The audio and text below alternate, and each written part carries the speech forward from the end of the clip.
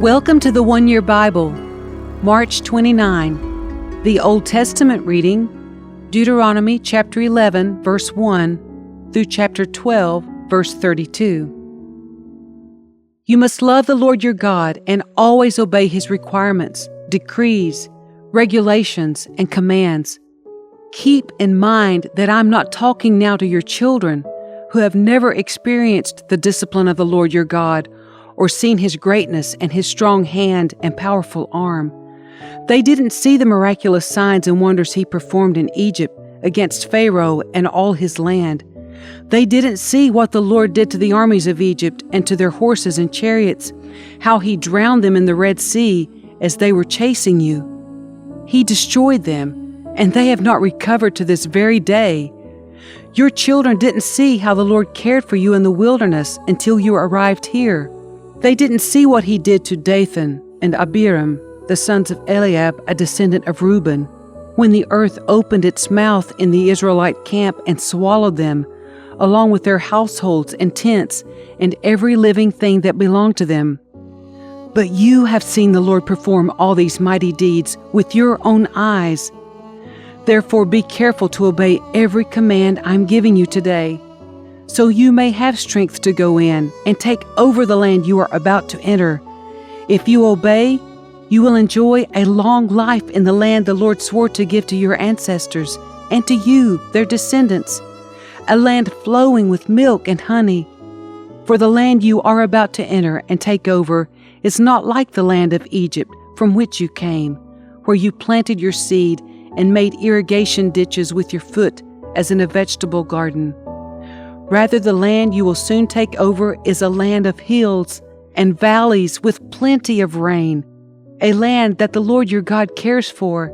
He watches over it through each season of the year. If you carefully obey the commands I'm giving you today, and if you love the Lord your God and serve Him with all your heart and soul, then He will send the rains in their proper seasons, the early and late rains, so you can bring in your harvests of grain, new wine, and olive oil. He will give you lush pasture land for your livestock, and you yourselves will have all you want to eat. But be careful. Don't let your heart be deceived so that you turn away from the Lord and serve and worship other gods. If you do, the Lord's anger will burn against you. He will shut up the sky and hold back the rain, and the ground will fail to produce its harvest. Then you will quickly die in that good land the Lord is giving you. So commit yourselves wholeheartedly to these words of mine. Tie them to your hands and wear them on your forehead as reminders. Teach them to your children. Talk about them when you are at home and when you are on the road, when you are going to bed and when you are getting up. Write them on the doorposts of your house and on your gates, so that as long as the sky remains above the earth, you and your children may flourish in the land the Lord swore to give your ancestors. Be careful to obey all these commands I am giving you. Show love to the Lord your God by walking in His ways and holding tightly to Him. Then the Lord will drive out all the nations ahead of you, though they are much greater and stronger than you, and you will take over their land. Wherever you set foot, that land will be yours. Your frontiers will stretch from the wilderness in the south to Lebanon in the north, and from the Euphrates River in the east to the Mediterranean Sea in the west. No one will be able to stand against you, for the Lord your God will cause the people to fear and dread you, as He promised, wherever you go in the whole land. Look, today I'm giving you the choice between a blessing and a curse. You will be blessed if you obey the commands of the Lord your God that I am giving you today, but you will be cursed if you reject the commands of the Lord your God and turn away from Him and worship gods you have not known before. When the Lord your God brings you into the land and helps you take possession of it, you must pronounce the blessing at Mount Gerizim and the curse at Mount Ebal. These two mountains are west of the Jordan River in the land of the Canaanites who live in the Jordan Valley near the town of Gilgal, not far from the oaks of Moreh. for you are about to cross the Jordan River to take over the land the Lord your God is giving you. When you take that land and are living in it, you must be careful to obey all the decrees and regulations I am giving you today. These are the decrees and regulations you must be careful to obey when you live in the land that the Lord, the God of your ancestors, is giving you. You must obey them as long as you live. When you drive out the nations that live there, you must destroy all the places where they worship their gods, high on the mountains, up on the hills, and under every green tree. Break down their altars and smash their sacred pillars. Burn their Asherah poles and cut down their carved idols. Completely erase the names of their gods. Do not worship the Lord your God in the way these pagan peoples worship their gods. Rather, you must seek the Lord your God at the place of worship He Himself will choose from among all the tribes, the place where His name will be honored. There you will bring your burnt offerings, your sacrifices, your tithes, your sacred offerings, your offering to fulfill a vow, your voluntary offerings, and your offerings of the firstborn animals of your herds and flocks. There you and your families will feast in the presence of the Lord your God, and you will rejoice in all you have accomplished because the Lord your God has blessed you. Your pattern of worship will change. Today, all of you are doing as you please because you have not yet arrived at the place of rest, the land the Lord your God is giving you as your special possession. But you will soon cross the Jordan River and live in the land the Lord your God is giving you.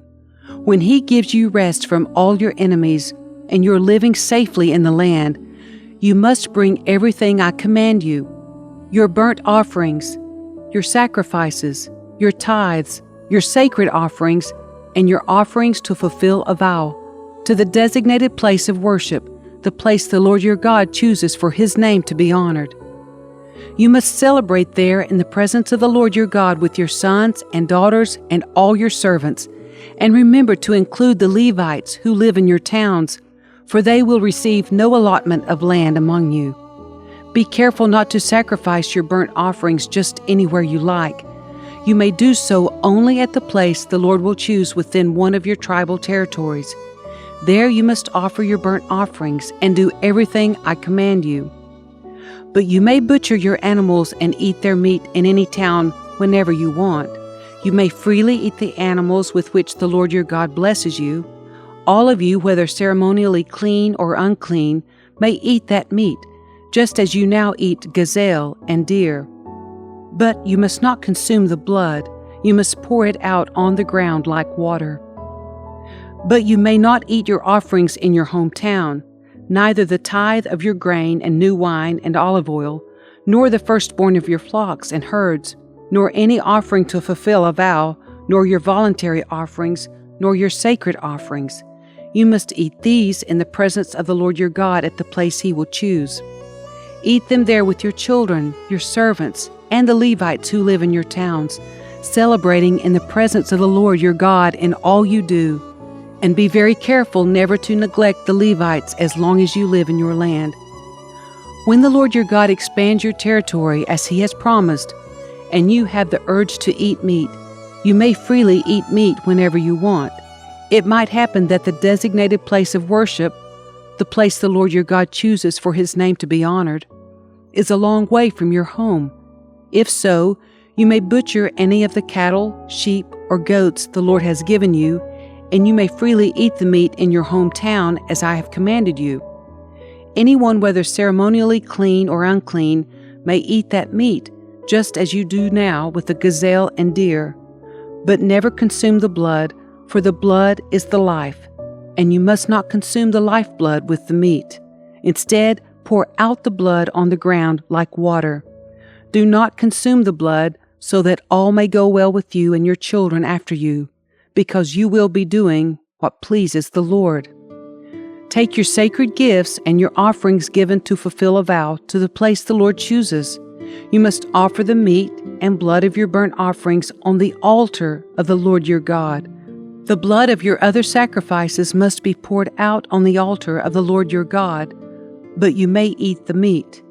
Be careful to obey all my commands so that all will go well with you and your children after you, because you will be doing what is good and pleasing to the Lord your God. When the Lord your God goes ahead of you and destroys the nations, and you drive them out and live in their land, do not fall into the trap of following their customs and worshiping their gods. Do not inquire about their gods, saying, "How do these nations worship their gods? I want to follow their example." You must not worship the Lord your God the way the other nations worship their gods, for they perform for their gods every detestable act that the Lord hates. They even burn their sons and daughters as sacrifices to their gods. So be careful to obey all the commands I give you. You must not add anything to them or subtract anything from them.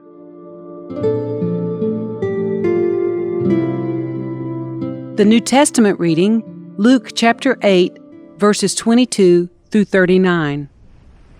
One day Jesus said to his disciples, "Let's cross to the other side of the lake."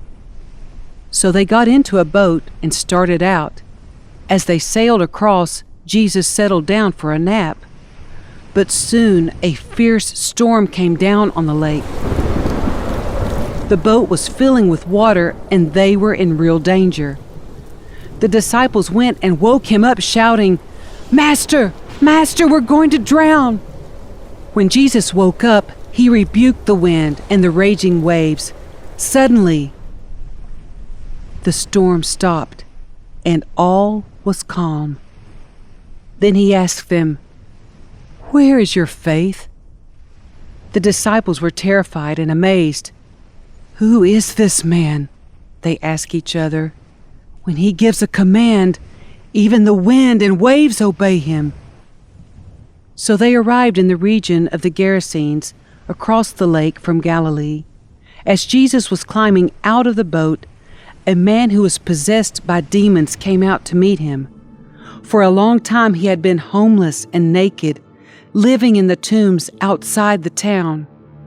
As soon as he saw Jesus, he shrieked and fell down in front of him. Then he screamed, "Why are you interfering with me, Jesus, Son of the Most High God? Please, I beg you, don't torture me." For Jesus had already commanded the evil spirit to come out of him. This spirit had often taken control of the man. Even when he was placed under guard and put in chains and shackles, he simply broke them and rushed out into the wilderness, completely under the demon's power. Jesus demanded, "What is your name?" "Legion," he replied, for he was filled with many demons. The demons kept begging Jesus not to send them into the bottomless pit. There happened to be a large herd of pigs feeding on the hillside nearby, and the demons begged him to let them enter into the pigs. So Jesus gave them permission. Then the demons came out of the man and entered the pigs, and the entire herd plunged down the steep hillside into the lake and drowned. When the herdsmen saw it, they fled to the nearby town and the surrounding countryside, spreading the news as they ran. People rushed out to see what had happened. A crowd soon gathered around Jesus, and they saw the man who had been freed from the demons. He was sitting at Jesus' feet, fully clothed and perfectly sane, and they were all afraid. Then those who had seen what happened told the others how the demon-possessed man had been healed, and all the people in the region of the Gerasenes begged Jesus to go away and leave them alone, for a great wave of fear swept over them. So Jesus returned to the boat and left, crossing back to the other side of the lake. The man who had been freed from the demons begged to go with him, but Jesus sent him home, saying, "No, go back to your family and tell them everything God has done for you." So he went all through the towns proclaiming the great things Jesus had done for him.